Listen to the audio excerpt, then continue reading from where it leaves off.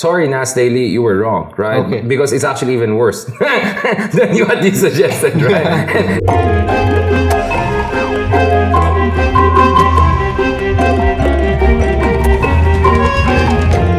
Hello everybody and welcome to the Filipino Freethinkers podcast. That's also a video. It's called the Meetup. I am Red and I'm joined today by Richard Heydarian. Pleasure. Welcome. Pleasure. Oh my God. Finally. It's great to have you on the show. Sure. Some interesting things happening this morning. Quite a lot. Leading up to an exciting event. I'll get to that in a bit. But first, for those of you in our audience who don't know who Richard is, he is a political analyst, a respected book author. You have an upcoming book as well on Trump and Duterte. You had one already out on Duterte. You're a professor. You've lectured all around the world in elite universities. You've written for major publications, New York Times, Washington Post, name it. You've written for it. You are also 10 outstanding young persons of the world. What year was that? Last year. Just last year. So they managed to find the 10 outstanding people in the world. You are one of them. And you are about to have a debate with someone who has many Facebook followers. Right. And who was on your show before, right? That's what I know. No, she wasn't. She wrote for our website once or twice, right? Sure. But that's something that a lot of liberal, progressive people are riled up over. This upcoming event that you have with the propagandists of the Duterte machine, and that's concerning. So we'll get into that. We'll get into a lot of things. Your take on China, your take on Duterte. But let's start with that. Like a lot of people, when I posted this about your event and about our having this podcast, I asked them, what questions do you have for Richard? And their question is, why? Right. So yeah, now you have... Fred, I've written a lot on why, including a column. Yes, on the Inquirer, definitely. Where I'm a columnist on Philippine Daily Inquirer. Okay, I completely understand where the skepticism is coming from, but I mean, first of all, let me just say what was the exact temporal spatial circumstance within which I made that call. Yeah. So my birthday was on March 3. I went to Pulag to the mountains and then I come back. So I had a break from social media, which I very much needed. So I did all necessary meditations in the mountains, and I'm born in Baguio, so mountains is really where I feel completely at home. So I calm down and then I check news, and what I see is this kind of announcement by Comelec that they cannot arrange a debate between the two major coalition or not necessarily coalition, one coalition on one side of the administration, the Hukbong ng Pagbabago, and then the Ocho Derecho. And I was like really frustrated because my argument is this is really the most important elections we're ever gonna have. Because the 2016 elections, you can say, well, it was so crazy. Maybe really someone like Duterte or even the Marcoses could have won it, right? Because we did so well for a while that it created excessive expectations about the future. And that's where actually incumbents are even more vulnerable, right? And I wrote a whole book about that, why Duterte won, right? But also not Duterte. I mean, Marcoses also did very, very, very well politically in recent decades. So my point is that the next election is going to be very important because now people have a time like, okay, we did an experiment kind of with Duterte. Are you okay with that, right? And this is a referendum on Duterte. Midterm elections are always a referendum because we don't have re-elections for the president's option. This is the referendum. And if the president gets his top allies in, he's going to lock in not only the rest of his 3 years in office, he's going to lock in essentially a regime change. Because if he gets enough number of people in the upper house, and the Senate race is the most important, then he will have enough number of people to change their constitution. The moment that happens, we'll have a new Philippine Republic, essentially, right? So Marcos tried that in the past. He was able to stay in power for almost 2 decades after declaration of the martial law. Duterte himself might step down because he's quite old. You know, this is the difference between Duterte and Trump on one hand, and then the younger guys like Bolsonaro, like Erdogan, like Modi, who are actually older guys, younger guys who can stay for long. So my point is that this election is so important because it could define the fate of the Philippines for generations to come. And my argument in some of my recent articles is that this is also not just a referendum on Duterte. It's also a contest for who's going to be the anointed successor, the crown prince and crown princesses. And if you look at the surveys and all, mukhang meron na tayong heir apparent, which is Sara Duterte, and Bongo, if he tops this race, that's going to be around 35 million votes. Already as number 3, he's going to be close to 30 million votes. And it's very hard for him not to argue to run for vice presidency or higher office. So that's why, as I said, Duterte might step down in 2022, but Dutertismo could stay with us for a very long time. And then not to mention the fact that you have more than 20,000 people dead. We don't know what exactly happened. You see, Red, I had a talk at MOA, Mall of Asia last year. It was a global youth summit. And I was speaking before around 21,000 people. It was overwhelming. But what was even more overwhelming was when I realized, that's also the number of people who have been killed in this country since President Duterte has come into power. We can debate about whether it was extrajudicial killing or not, but isn't it ironic for someone who claims to bring law and order, you have so many unexplained deaths, right? So you could fill up essentially the MOA with the number of deaths under this administration, just to give you some visuals about that. So 20,000 people dead, or even more, some are putting at 30,000. Our relationship with the United States and China are in complete flux. No one knows where we're going. I doubt even President Duterte knows where he's going, right? Everyone is second-guessing each other. I mean, if you know game theory, you know that everyone is second-guessing each other. There's no grand plan. The plan is spontaneously being organized here. So, with all of these things happening in our country, my God, this election, we need at least a proper discussion among the people who want to, the senators will actually define our future because they have an option to either check President Duterte's imperial presidency or attempts at imperial presidency or not. So far in the last 3 years, we had certain levels of check on President Duterte. Like, for instance, a restoration of death penalty was checked. Bringing down the age for criminal liability was checked. Constitutional change and change to federalism was checked. But the new senators, at least half of them who are coming in, could completely change the game, right? And yet we cannot even have a proper debate between, the two sides. And that was really frustrating for me. And yes, call me biased, but obviously the opposition, Ocho Derecho, was up for it. Yeah. And definitely they're up for it because they're pretty damn smart people, right? With heart and with conscience, right? It's the administration that were not up to it. So in my moment of frustration and being tired from, climbing, and I said, it's a new year, what is my resolution for my 32nd year, and so on and so forth. I said, you know what?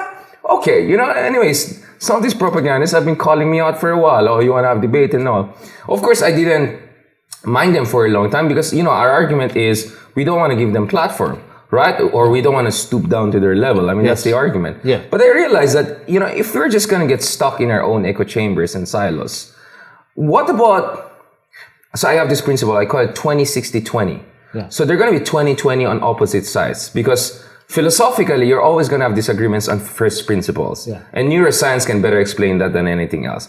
Some people are reared in ways that they have more authoritarian mindset. Some people are reared in ways that they have more liberal mindset.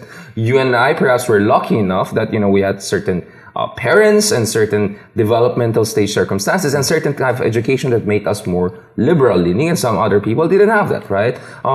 So the point is, you're going to have 20-20 on opposite sides, but there are going to be 60 in between who can swing in both directions. In fact, my definition of politics is a struggle between one organized minority against another organized minority for the acquiescence of the silent majority, which is the 60. Now, President Duterte supposedly has an approval rating of 70-80%. But how enthusiastic are these guys about President Duterte? That's what the surveys do not capture. I think if you ask the 7 out of 10 Filipinos to say we're good with President Duterte, if you look at enthusiasm level, the number is significantly lower, right? And my point is, if we were able to set up a debate in a platform that creates a public square, not me going into the other side and the other side going to my side, if we can create a common public square, our own Tahrir square, right? Yeah. Then maybe among these 60, we're between the 20-20, we can sway some people to the side of sanity. Because the reality is there's so much anger and frustration. None of us are thinking straight. Even us, we're not thinking straight. Even I do crazy tweets once in a while. Maybe even my call was crazy in itself. So I'm aware that under high pressure circumstances, you have forced mistakes, right? Everyone is frustrated. Sometimes that's why I'm telling to the other side, let's just call them the DDS friends, hey, you act like you're victims. Dude, you have been 3 years in power. You control the levers of state apparatus. But among some of them, there's this genuine sense that they're still, being sabotaged and they're weak and all. Sometimes you believe your own conspiracy theories. That's a problem, right? So some of them genuinely believe in that they're not being given the chance to push forward their agenda. So if this conversation with the other, there's no guarantee, by the way. As I said in my column on Inquirer, I'm walking into the den of lion. I'm going to be hated by so many liberals for saying, oh, this is just a publicity stunt. The other side, they already made up their mind about it. So there's no chance for me to win them over if I was really that type of person, which I'm not, right? But there's a 60% there, millions of Filipino. You have easily 25, 30 million Filipinos who are middle class by global standard. We always talk about politics as masa. Dude, we're 108 million people. We're an upper middle income already this year. We're actually quite an advanced country in so many ways. So if out of the 20, 30 million, we can sway some of them to say, no, maybe there's another alternative, right? And get out of these binaries, false binaries of party X versus party Y, this color versus that color, then maybe that could be one step in towards the right direction. And by the way, this thing with Sass, I'm going to name her. Yeah. It's just the beginning of something. My great plan actually is, so our format would be Politicon in the United States, whereby they bring people from Fox News and MSNBC to debate each other. This is what I love about the US. Punditry, things that people like me do, is completely standard there. What I'm doing here is quite new. Like, not many people are doing this. What I'm doing, so what we're trying to do is actually set a new culture whereby we want to expand this to Politicon Asia, and then I'm hoping to bring feminists from Malaysia versus Islamists, let's say, in Indonesia, right? Bring an atheist from South Korea versus a Christian from China or something like that. Yeah. Our plan down the road is really bring different thinkers from across the region. Because to be honest, just before coming here, I was listening to Jordan Peterson podcast because everyone hates him or 40% loves him, right? So I was wondering, what's up with this guy? So I tried to listen to him. I mean, I love the discussions. I love listening. And Zizek and Jordan Peterson are going to have a debate soon in Canada. But I'm sick and tired of just listening to white old men debating and telling us, being the sage. Yeah. The sages are not supposed to be then. 500, 600 years ago, it was us Asians who were the cradles of commerce and civilization, right? From Ottoman Empire to China.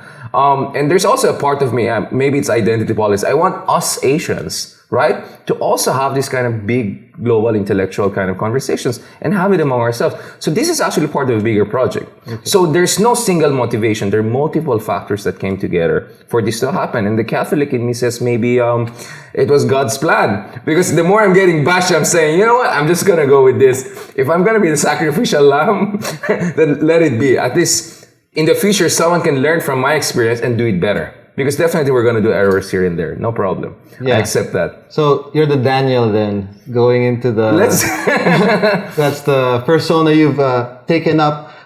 Like, a lot of people will not have the attention span to go through all of the things that we'll talk about. So let's get some things clear. Are you anti-Duterte? Would you call yourself that? Yeah, so if I have also this 20-60-20, okay. I have a similar kind of formula when it comes to President Duterte. I mean, Deng Xiaoping, the leader of China, he said he had this kind of 70-30 formula with Mao Zedong, kind of like he got it 70% right and 30% wrong, but he was being nice, right? So I may have also my 70-30% principle. I know there's an argument against that you cannot go quantitatively. Yeah. And I know the argument is called the red line argument. You see, you can do 5 great things and 5 bad things. But if among the 5 bad things you did something really bad, screw the other 5, right? Yeah. I understand. That's the reason why I'm not in this administration. I had the option to be in this administration. I could be an advisor of this president at the highest level. One reason I cannot is because he crossed the red line. And what's the red line? Dead people on the streets. He can argue that he didn't give the order. We can have a debate about the legalness of this. But he created an environment that made this possible. So he has a command responsibility. So I will never, ever in my life work for someone who literally has blood in his blood because of this. So he crossed the red line.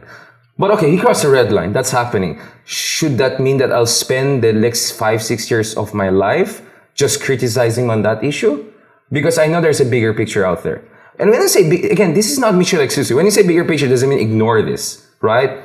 But definitely there are so many other things happening. And this is where I know I got into big trouble because I tweeted about this to kind of make people feel where I'm coming from. You see, I'm an Ilocano. I was raised in Baguio.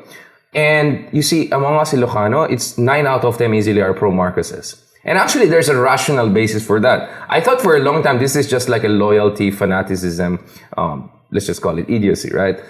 No, it's not. Actually, I look at the data. President Marcos really brought so much development to the North. Marcos Highway is one of our ways. We in the North actually benefited from President Duterte. And unfortunately, the result of that is it created some sort of inelastic loyalty that transcended all of the nasty things that happened during the Marcos administration, right? So there are many people around me who are pro-Marcos and by extension kind of pro-Duterte too, because Duterte exudes this kind of Marcosian authoritarianism and he's close to the Marcoses. So my point is, okay, if President Duterte crossed the red line, then these people are supporting Duterte. So I have two options. Either I'm going to say, screw you all, you're all evil. I'm just going to go to the mountains and speculate. That's always an option. Buddha had that option after his enlightenment. I'm not saying I'm Buddha, but the other option is go down back and try to figure out why on earth are people still pro-Marcos and super pro-Duterte in spite of everything, right? And under that kind of rubric of mindset, I'm trying to look at the full picture. And accordingly, I'm writing on all the aspects of this presidency. Of course, foreign policy is really my issue. My first two books were really on global affairs, Middle East and East Asia, South China Sea. The next one will be, again, the Indo-Pacific. But my previous book was on populism. I have also this book project with Harvard Law School on human rights program. We're talking about penal populism, right? This kind of, I would just call them like, kind of Robin Hood gone, macabre, right? Like, I killed the bad guys, so I'll protect the good guys. Yeah. So this populism thing really made me curious. Where is their charisma coming from? Where is this frustration coming from? Because if you want to fight something that you do not agree with, you have to understand why is that thing powerful, so charismatic to begin with. And it is under that context that I cannot but be scholastic about this. Because once I can better analyze it, maybe I'll never get the Duterte algorithm, but the closest I can come to it, it's easier for me to understand, okay, how do we get out of this impasse?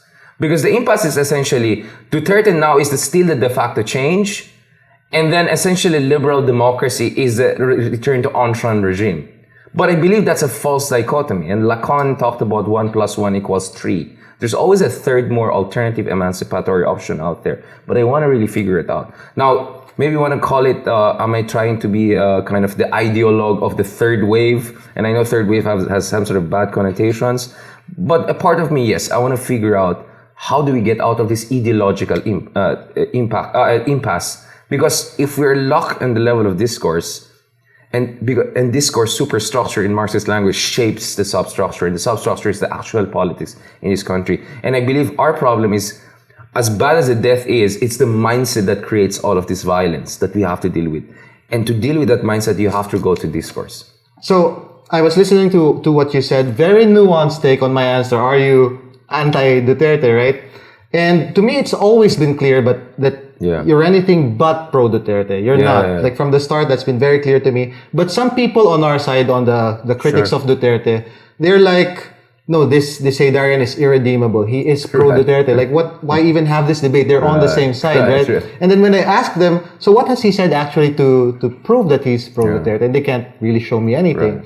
Right. The main thing that they've accused you of is you're trolling the yellows, right? Like you said, your tirades on Twitter, and you've experienced some of the worst that can come from the very passionate people on that side. The woke, I call them woke guys. Yeah, the woke. Yeah. So you had some choice things to say about elitists and all that, and I would argue we are elitists in a sense, right? Education, we put value in that. We have that privilege. You bother after this kind of conversation, right? We're having this kind of conversation. We're speaking in English. There's a technology around us. So, like, what is that like? Realizing that the animosity can come from both sides, and is it fair to compare, like, just to say that there are trolls on Duterte's side, but there are also trolls on the other side? Like, can you actually compare them? Because for me, I see on one side, there are death threats.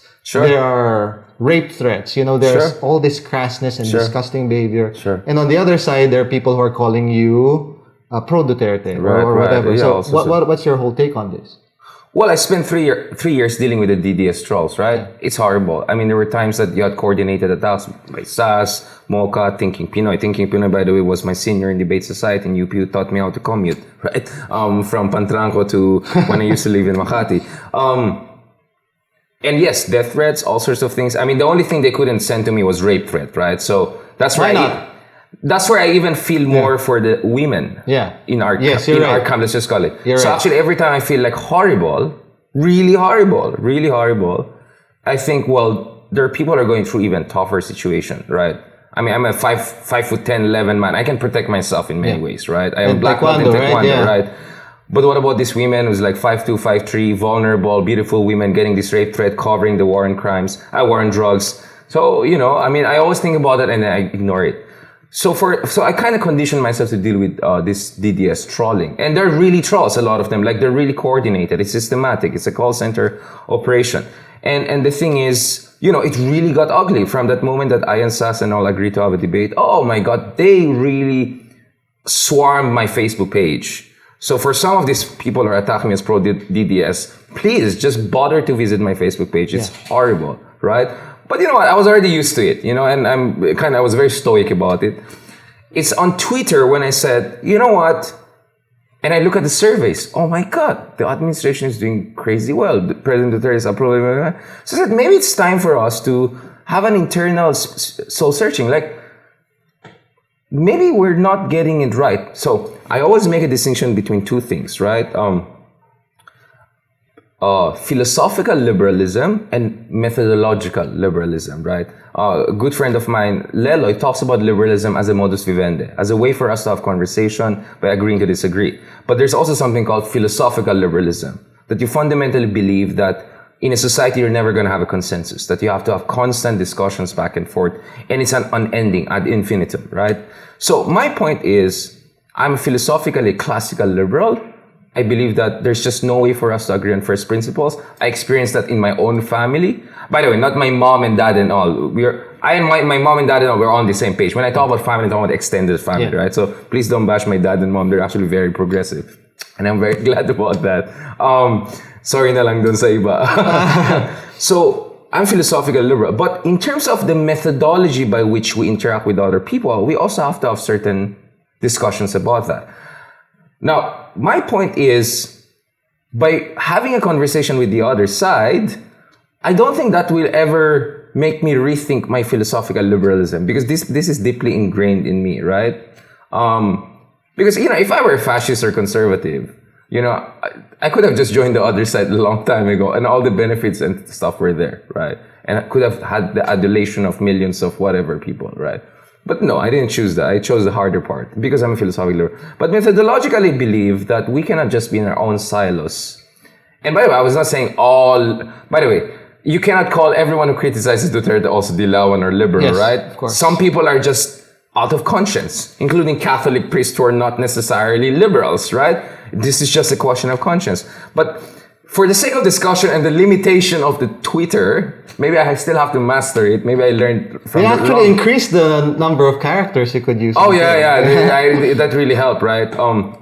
So I kind of tried to be provocative and say, maybe us liberals, we have to also think about what is the method by which we engage the political sphere, including 7 out of 10 or 8 out of 10 Filipinos who are kind of saying, why not? Maybe Duterte, etc. And the point is, by having this debate with the other side, maybe we can create that space and that, because the reality is majority of Filipinos are on Facebook. And this is what I learned from being punched from both sides, right? I feel like Prussia being punched by Russia, and at the same time, no, is that the Twitter is really dominated by the liberals. And maybe because they're just really good witty, right? They do very well. But Facebook is very much dominated by the DDS side, no question about it. They just beat the other side by several degrees of magnitude. And the problem is, because you have Facebook free, right? They actually control the more important platform that shapes political discourse, right? Yeah. So those are the things I learned. But anyways, on Twitter, on Facebook, I felt my credentials are clear, that I'm 80% critical of this administration, 20% willing to look at the good side that is happening, not because of Duterte. By the way, Duterte administration is not President Duterte per se. I think the drug war is really a Duterte thing. Yeah. But the build thing, environmental issue, those are not necessarily Duterte thing. And there are many good people inside the administration that I know. Yes. And who, so my point is, I felt it's time for us to reflect on our tactics, probably even strategy on how to move forward, right? Because it seems it's not resonating with the majority of Filipino people. We are completely outraged by thousands of deaths. And yet, if you talk to an average Filipino, by the way, is not massa. Meaning even an average middle class girl, average rich person, I've met a lot, who are saying, give this guy a chance. Maybe this is the way forward. You don't want to go back. So all I'm saying is that we need a soul searching. We need to revisit our strategies, or at least our tactics, but we should never compromise our conviction. So our liberal principles will always be there. And even by the act of having a discourse with other sides, for me, I'm exercising my liberal principles. Otherwise, let's just go on and, take care of each other. The other thing is, I was also very influenced by this writing by David Brooks. I know he's a conservative in the New York Times, but he writes pretty good stuff sometimes. And his Road to Character book is actually really, really good. The thing with David Brooks is that he talks about 3 forms of resistance to evil, right? He says when evil happens, there should be different kinds of resistance. The first kind of resistance was what Saint Benedict did in Rome. When Rome was falling apart, amid decadence, the barbarians were coming. He just left Rome, went to the peripheries and helped poor people there, who were anyways never really paid attention to by the Roman Empire, right? So that was a Saint Benedict option. All of us have that, right? We can go abroad, we can go to Africa, we can go to Mindanao, we can go to the slums in the Philippines and help people in tangible ways, right? Instead of fighting this political fight, just go and literally give people food and shelter and all. There's a Saint Benedict option, and a lot of people are doing that, and I don't take it against them, right? There are other people who are going to stay here in Rome, right? And they're going to fight it through civil disobedience. So this is the Gandhi option or Martin Luther King option. You go through civil disobedience, you do protests, right? So we're quite familiar with the second one a lot, and we tend to think as the second one as the only one, right? When there's also the Saint Benedict option, because after all, Saint Benedict's also saving souls and lives in the outside, right? While we're having debates on Twitter and Facebook, there are actually people suffering who could benefit from 5 minutes of our time, right? Or if we gave them food, right? Yes. And by the way, they're not mutually exclusive. This is the important thing. There's no mutual exclusivity. But there's a third option. And he talked about the case of Gerald Ford, who took over from President Nixon. Nixon messed up the American Republic, right? Through the Watergate, through all the shenanigans he was doing. There are even confidential information coming out, declassified now, that he was even encouraging the military to launch a coup or something like that, right? If ever the Democrats want to take over. So what Gerald Ford did was he essentially repaired the hemorrhage within the state from within, right? Let's just call them the steady state people. And I have some of my good friends who are working in the government who I think are doing that thing. I have friends who wanted to work for Trump administration or inside the Trump already, and they're doing the same thing to kind of tame the excesses of a crazy man in power, right? That's what they're doing in the case of Trump administration. So I believe there's also the third option, which is you engage the state and try to swing them in the right direction, or try to make sure the pendulum doesn't swing too wildly in the other opposite direction, right? And all three actually can work together, because there's no one final formula. As I always say, Martin Luther King would not have been as successful if he didn't have a Malcolm X. You see, these things work together. In the case of Gandhi, everyone talks about Gandhi in the case of India, but you had also other different figures who were fighting a violent revolutionary war in India, which forced the moderates in England to say, well, let's rather make a deal with Gandhi. In the case of the Philippines, by the way, if not for the communists, the United States would not have thrown Marcos under the bus, because their analysis is, if Marcos just continues here, he's gonna be toppled by the communist regime. So they said, okay, maybe we can work with the moderates, right? So you see, these are the realities of politics, and I get this out of years of scholarship, serious scholarship, right? I can go on with my review of related literature. Yeah. So all I'm saying is this: there's a single path to Jerusalem.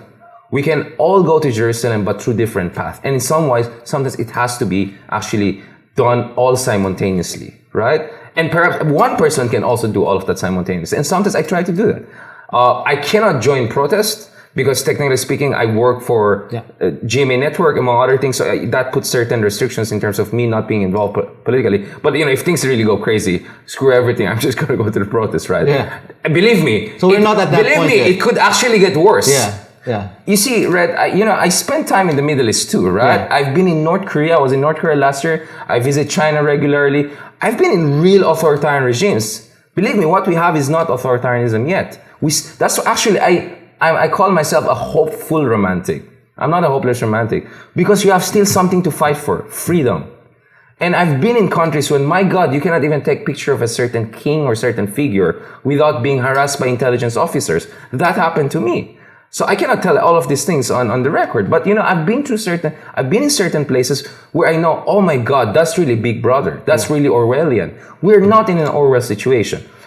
Because there are people who are fighting for democracy, and perhaps the authoritarian guys in Malacanang are not competent enough also. Because I've seen competent authoritarian system, right? Believe me, cutting edge, right? China is just one of them.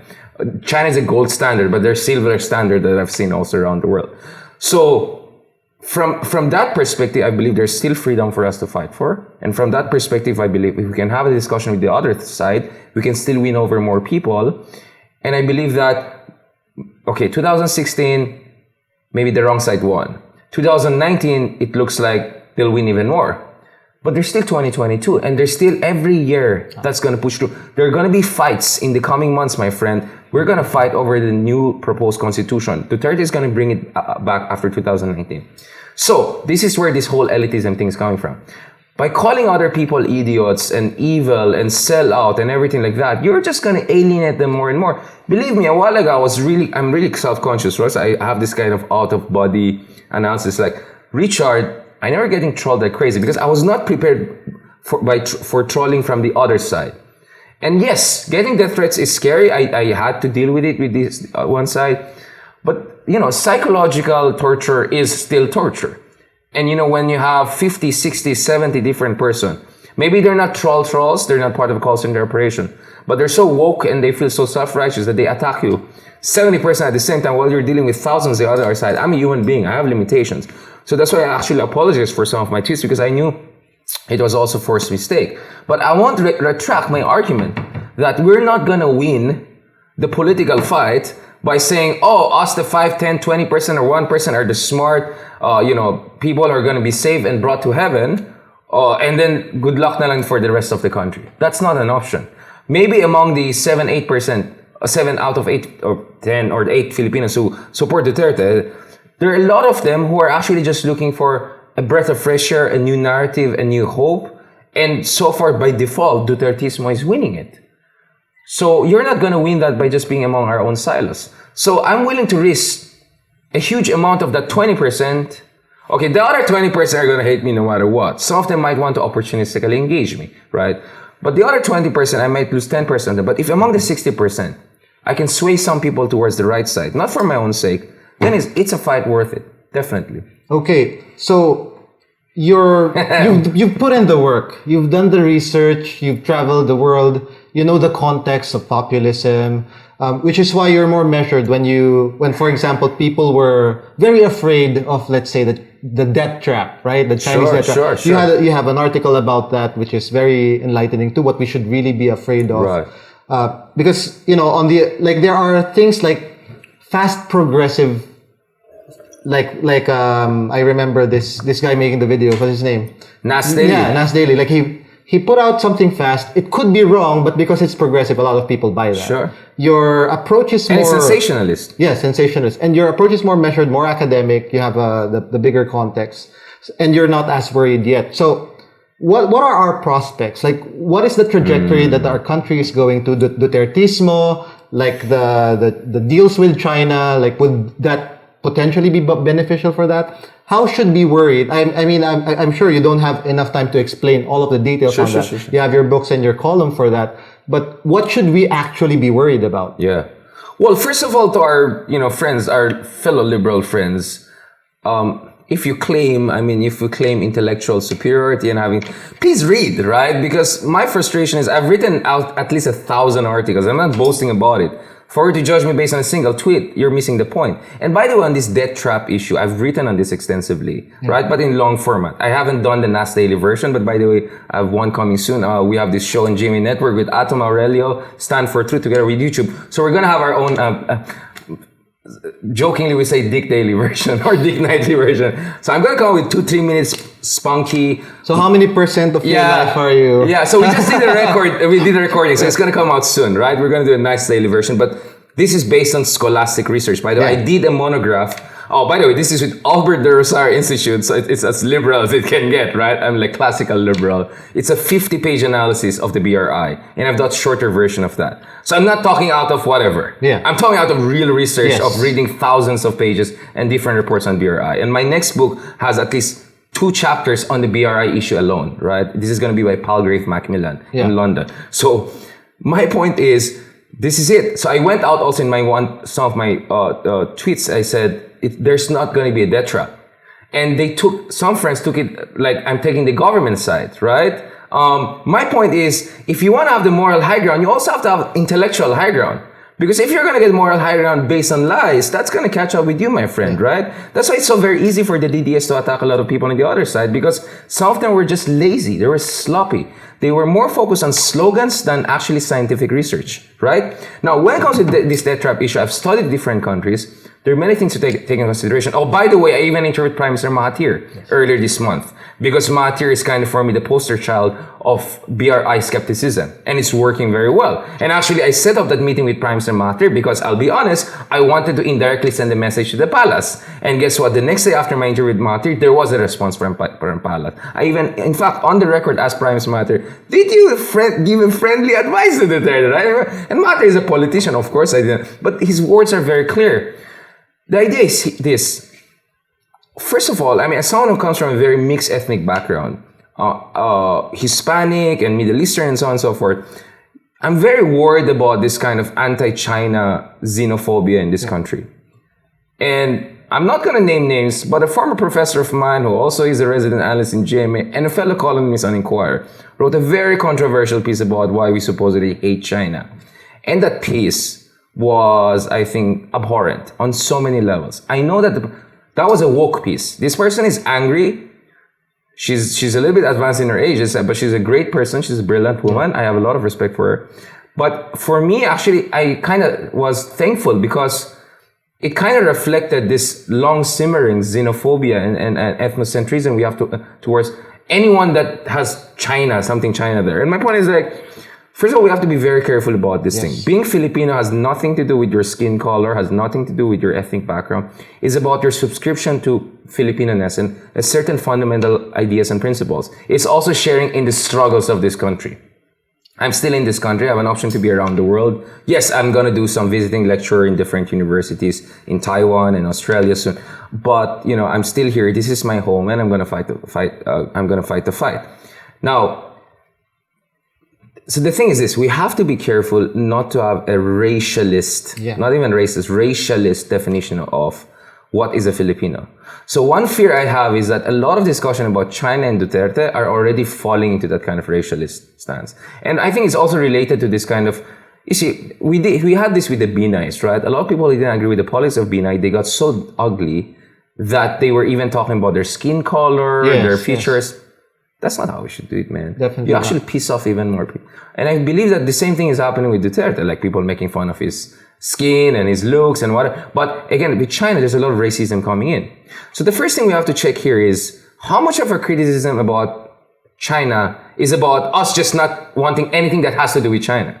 Second thing under that is, what do we really mean by China? Because our concern is with certain policies of the Communist Party that is ruling the People's Republic of China. We shouldn't have, and we don't have a problem with 99% of the people in mainland China. And definitely we have no problem with the Chinese people in Singapore, with Chinese people in Taiwan, which are a highly democratic society. We shouldn't necessarily have a problem with either Hong Kong or Filipino Chinese, right?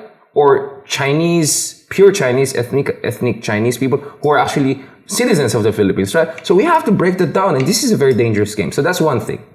And my own personal ethnic background, mixed ethnic background, made me very conscious about this. The second thing is, The reality is, according to the Asian Development Bank, we have $11 billion of annual infrastructure spending deficit. Ladies and gentlemen, we cannot cover that on our own. Japan alone cannot cover that. South Korea alone cannot cover that. Of course, I would love to have just Japan funding everything, or South Korea, or whatever. Well, not necessarily. There are also problems with the Japanese, but I'd rather have Japan. But there's just so much that Japan can invest here. Yeah. So you need to have a diversified pool of people who will help us with our infrastructure development. That's the second thing. So the first thing is we have to check our biases, sometimes unconscious biases, against anything that has to do with China. And that is 500 years of Spanish-American colonialism, right? Unfortunately. The second thing is we have to accept that we need a diversified pool of investors. The third thing is we have to accept that there are also many successful cases of Chinese investments around the world. By the way, the port of Piraeus in Greece is operated by a Chinese company. In Darwin in Australia, the Chinese will be involved.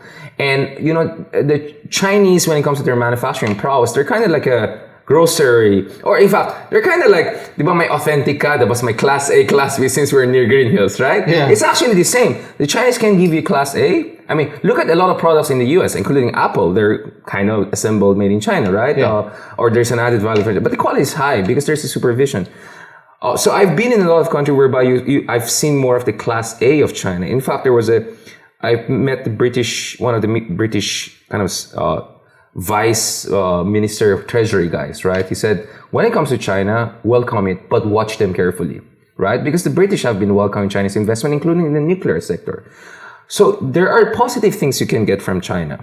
But, and this is where I go to the Mahathir doctrine, we have nothing against China investment per se, provided they're really investments and they're of quality. We don't want a situation, as Mahathir said, whereby they build the whole island, they reclaim the whole place, they build the whole kind of condominium, and it's all Chinese people there. That's not investment, my friend. That's something else. And Prime Minister Mahathir in China used the word new colonialism in front of the Chinese. That's independent foreign policy. And I'm sorry, I'm disappointed with President Duterte. He's so good in bashing US. What about the other side? Yeah. Because if you're really independent, you criticize both sides, which is exactly what Mahathir is doing, right? So, you know, I'm not fan of Mahathir 1.0, the dictatorial guy, but this is a different Mahathir, or at least he's playing a different role or trying to be a different one. So the fourth one is we have to have clear criteria when it comes to China, right? Chinese investments. They have to provide jobs for Filipinos. They have to bring technology transfer and increase our productivity levels. And that brings me to the issue of debt trap. There's a very strict technical definition of debt trap. Debt trap is a situation whereby, right, it's a fiscal situation whereby your debt to GDP ratio becomes unsustainable, right? So sobrang nagutang ka, na suddenly 60, 78% of your GDP, that happened in Malaysia. That happened in Sri Lanka. So Malaysia is same GDP size as us, but they attracted $100 billion of Chinese investment. My point is I'm actually even more skeptical than the opposition because I don't believe that Philippines will ever get that money. I believe our problem is what I call Chinese chimera or mirage. Niloloko pa tayo dito ng China. So China is dangling all this money. By the way, I'm talking about Communist Party of China. Dangling this money to President Duterte. President Duterte goes excited. Oh my God, they're going to invest tens of billions. Yeah. So you know what? I'm not going to talk about West Philippine Sea anymore. As if arbitration never happened. And that's exactly what's happening. So one thing is we will forward deploy our geopolitical concessions in exchange for paasa. That's even worse than what happened in Malaysia because they still got at least a damn investment. Yeah. Right? And then there's a second layer to this. And the second layer is we're going to get investment from China, maybe in the low single-digit billions. So that's actually small our GDP is 300 billion. Our fiscal situation is better than most emerging markets. We're number 2 most attractive emerging markets in the world after India. So let's actually believe in the Philippines. We are much stronger than we think. But even if we get few billions of dollars from China, which is small compared to our GDP size, because in Sri Lanka, their GDP is 1/4 of us. And then they pile up so much debt, they couldn't control it, and their fiscal space was small. The problem is, even if maliit yung mga investment ng China dito sa Pilipinas, if you badly negotiate the contracts, you could end up giving also away even with those small investment. That's why I said, it's not debt trap, my friend, but it's even worse than it.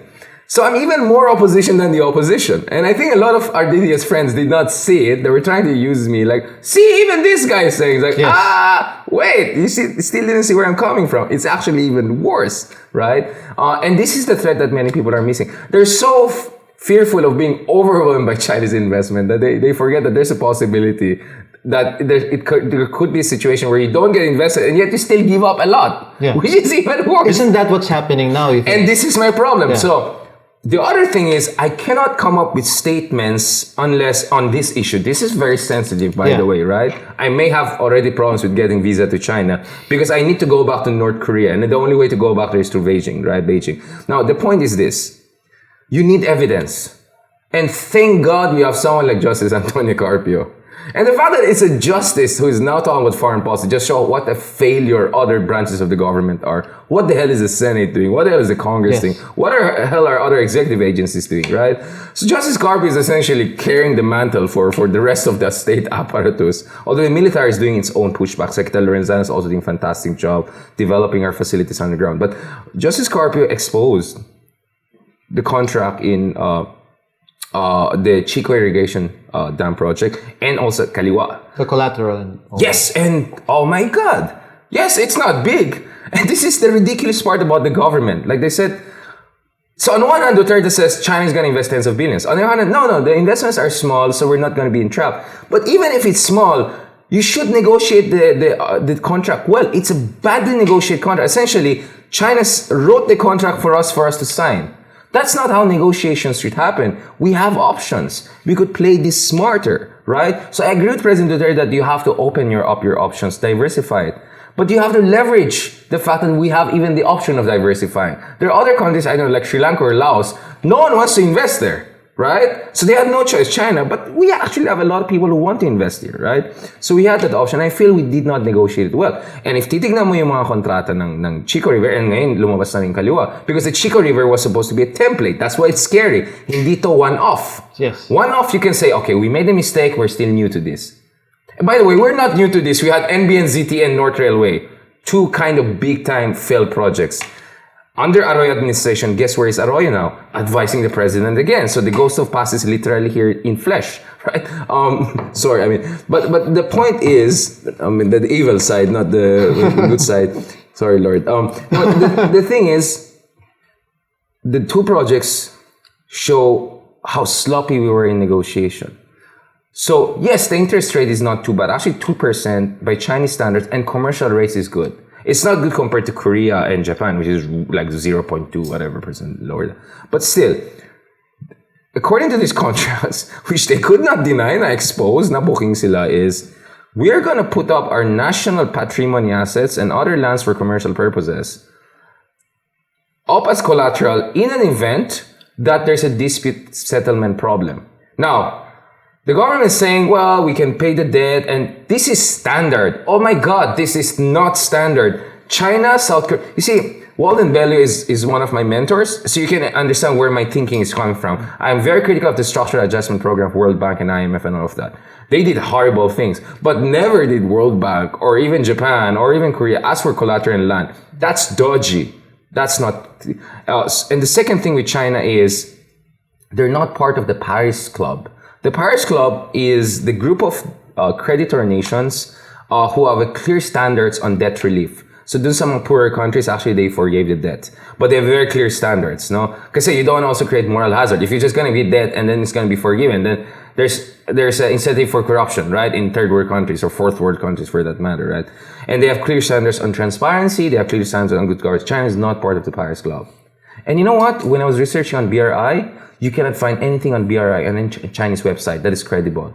It's so kalat all over the place. So there's absolutely no transparency in the Chinese BRI. And it took an expose like Justice Carpio for us to know na may problema ganito. So, let's say Reed Bank's oil is worth 500 million pesos, right? But this is just not about money, it's about sovereignty. There could be a situation whereby, I don't know, we'll have a dispute settlement problem, and this is where the other problem comes in. Yeah. In an event of dispute, it will go to a China-based court to be resolved, where Chinese judges will be the majority. So literally, lutong Macau or lutong Beijing, right? So this is a badly negotiated contract. And for me, my fear is, this is just tip of the iceberg. That's where I went ballistic. Like, probably I'm already undermining my bridges, with some good folks inside, but this is not right, my friend. This is really dodgy. And I hope this is not just the tip of the iceberg. I hope this is already the worst and there'll be a reversal. Yeah. That's why actually I'm taking a very clear stance.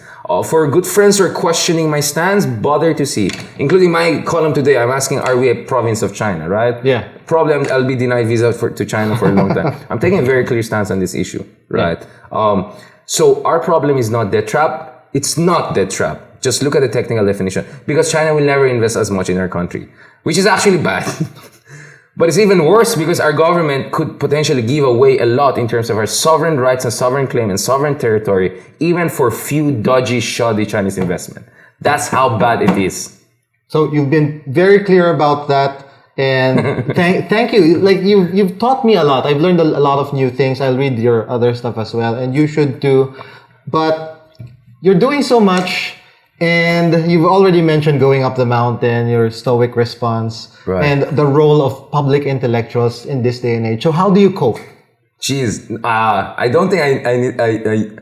Okay, so I have this kind of very feisty Ilocano spirit. I got it from my mom and all. So our style always was like, they punch you, punch back, right? And then at some point, it's not sustainable, my friend. Nope. And then, you see, in the last 3 years since Duterte, I went through 2 heartbreaks. That's a lot, right? So already my personal life is suffering, I'll be honest. And I cannot blame my previous partners because, when you're stressed, you're also cruel to people around you, right? And then suddenly, my dad in January fell into coma. And it's like, oh my God, what am I going to do? And I'm all over the place, literally. I have commitments to write books here. I have op-eds. I'm already going to have a new project with GMA.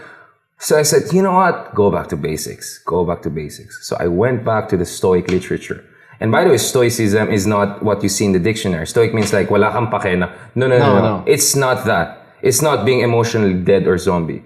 Stoicism is based on certain fundamental principles. That's why I'm already going to psychology and spiritualism, but because I had to survive that. I had no assurance I would survive. I really felt like literally death. Like inside, I'm dying. Like, how can I cope with all of these problems, right? This is like, I didn't see it coming, no? So I went a bit soft probably. So I had to build myself. And then the thing with Stoics is that they have certain basic principles. Number one principle I really love about Stoicism is the dichotomy of control. Yeah. It's very, very important, my friend. Definitely. Because the problem with a lot of public intellectuals or people who are hyper like me or ADHD like me or is because you become control freak. And you have this kind of a demigod complex. You can change people's mind. If you just give me a time, I'm going to convince you because I know so much. The reality is that, reputation, how people view you, actually much of life is really beyond our control.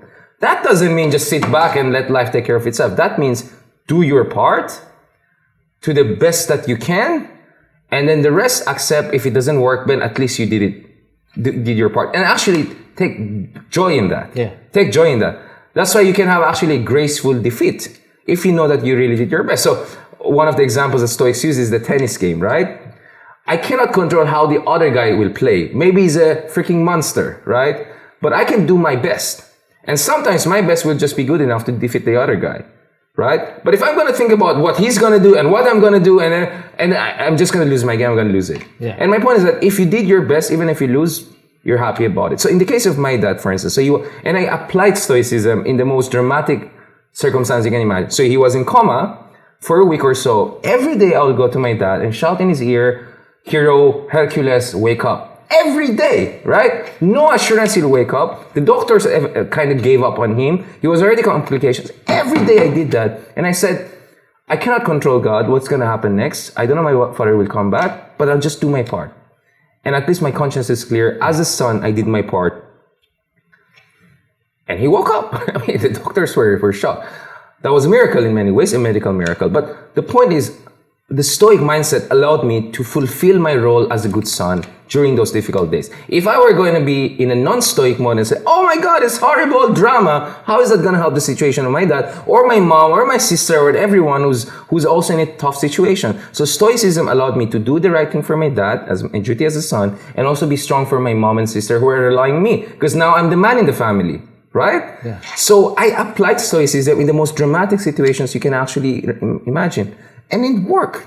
it kept me together when I had to really stick it together. Now, okay, I can have a kind of post-traumatic whatever, but at least in that moment, Stoicism helped me. And the other thing with Stoicism is that it's based on the life experience of people who are in even more stressful situation than I was. Marcus Aurelius, right? Yeah. Emperor of the most powerful empire in ancient history, right?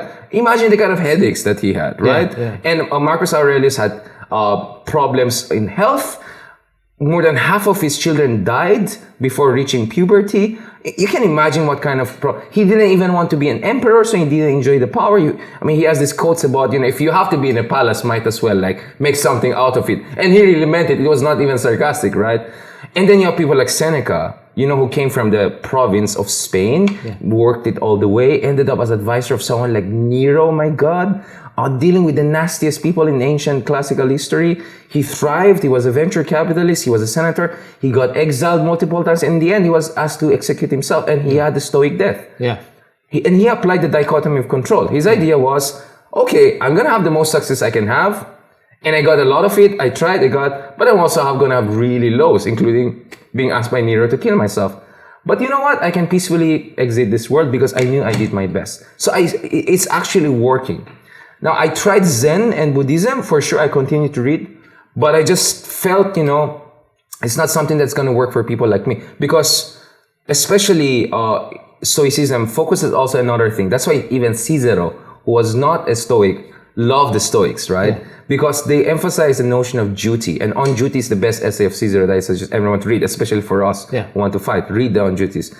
And the reason is they believe that, okay, as much as you have, so the second principle of Stoicism is to minimize unnecessary negative emotion. Unnecessary. Yeah. Not just minimize emotion per se or minimize negative emotion. Then that's hedonism, essentially, just pleasure and all, right? That's not the case. But as much as you have to minimize unnecessary pain is because you need the strength you need to perform your public duties. And in the case of Marcus Aurelius, he was an emperor. In the case of Epictetus, he was a public intellectual, right? From a slave, right? Or Rufus. And he was from a slave background. Yeah. He made this true. In the case of Seneca, he was a senator and he was a chief advisor to Nero. So again, I could relate it to more. For people like us who are very much embedded in this world, I think Stoicism works. The other thing that Stoicism also gives you certain practices. One of the best practices is what they call negative visualization.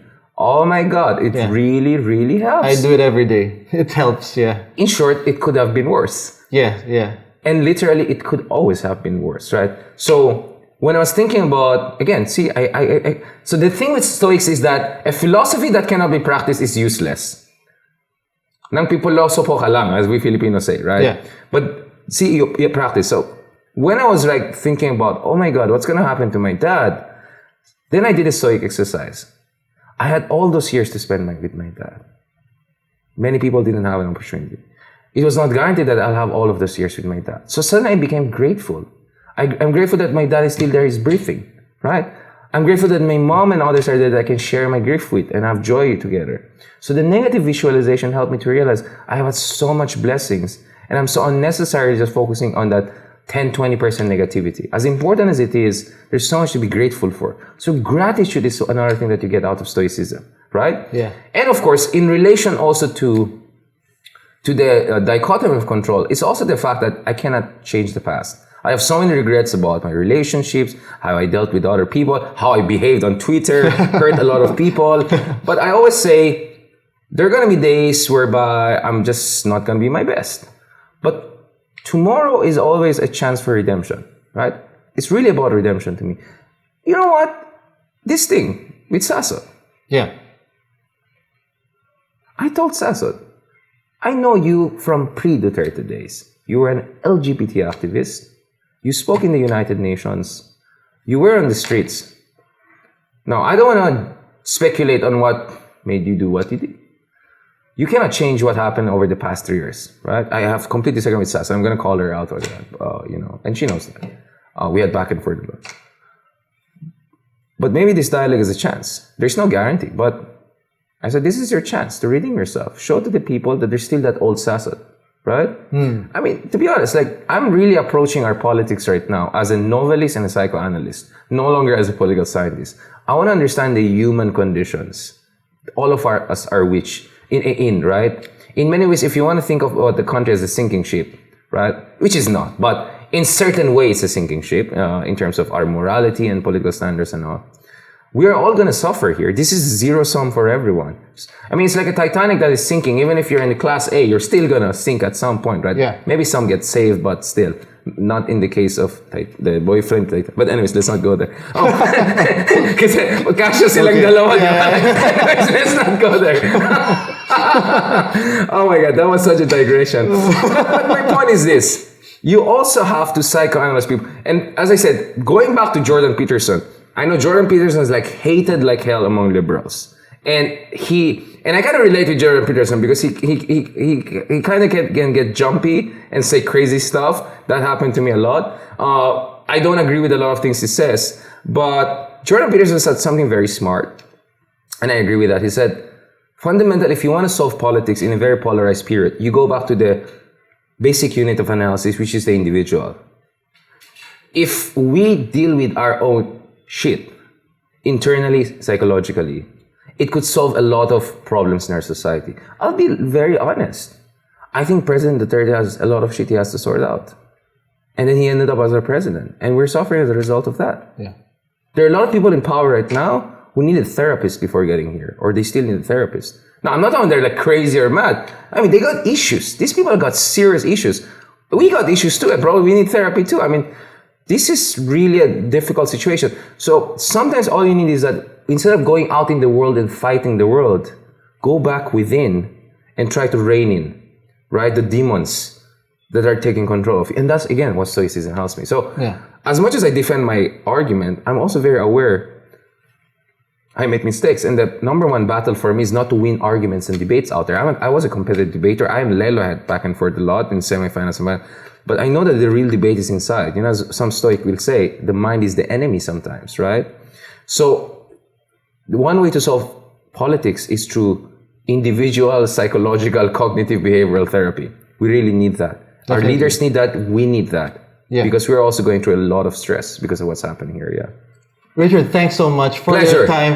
You have a number of things going on. You're going to do that interview with Carpio. Yes, so later on I'll be with Justice Carpio. And, that's for the GMA. Yes, that would be GMA. Hopefully we're going to arrange also. So I already arranged with Prime Minister Mahathir previously. Justice Carpio and Secretary Renzan, we also had them last year, December and January. So hopefully next week, if we can get, hopefully, Vice President Leni Robredo. Yeah. I've never met her. You know, that's weird. That's weird. I've met Prime Ministers, heads of state. I've never met any, so hopefully we can arrange that. And then hopefully President Duterte after the elections. This is on Stand for Truth, your new... No, this is different. This is the FYI. Okay. This kind of episode monthly I do with GMA. But Stand for Truth will be starting April 15. It will be all weekdays. So I and Atom Aurelio and Joyce Spring will be there. Joyce will do lifestyle. Atom will do the headlines. I'll do the analytics. Yeah. So we're going to release actually a new prequel of my analysis of the death trap. Yeah. Right? Sorry, Nas Daily, you were wrong, right? Okay. Because it's actually even worse than what you suggested, right? And I'll explain that in the context of the Philippines based on real research, right? So this is what we're going to do. And we're going to discuss all important issues. So yeah, and it's going to be a partnership between GMA Network Philippines because we have fantastic documentaries and we always win awards for that, and YouTube. Okay. So the Silicon Valley guys want to actually push for this. This is actually the first project in the region. So this is a pioneering project of how to do online news with analytics. Really looking forward to and that. millennial friendly. So we're gonna do that. So sorry, you're gonna see more of me in leather jacket. I know I'm getting bashed for that, but my stylist in GMA told me that. So no choice, I have to just follow it. Nagpakalbo rin ako, so I need to pull it off until my hair goes back. Yeah. Okay. So any final messages for our audience, pro or anti or whatever they stand at? Yeah, hate me all you want, but the point is, watch or please read my stuff, right? You may not agree with them. I have more than 1,000 articles, a lot of them out there. You can read them. You can check my books and all. But please watch the debate with me and Sasot, the dialogue. Miguel Sioco is also going to be there. So the point is not about DDS versus Dila or I versus Sasot. We really need a kind of a shared public square. And by the way, I made sure this is not going to be DDS platform. Inquirer will be there. I'm going to bring my own GMA network. This is going to be live stream. no room for shenanigans and editing and all. We're covering all the bases, my friend. And by the way, all the proceeds from the tickets will actually go straight to Marawi. And I would be more than happy to go to Marawi and help with the efforts of reconstruction and helping our victims, and also people in the AFP, the victims, our veterans from the AFP. So please support this, because if you're truly a liberal, you will believe in the power of discourse, and you will believe in discourse as a source of redemption. There's so many people who are hungry, who are really hungry for a proper discussion. And believe me, I'm not joking here. I'm really going to argue for what I believe is the right cause. And we believe what is right cause for us is the right cause, because we at least know what is also the evil that is happening in our country. All right, thank you guys. Okay. Benefit of the doubt, hashtag. Please like, share, and subscribe. You know the drill. If you want to discuss what we talked about, we'll do so at the meetup. Till next week, thank you everyone, and see you.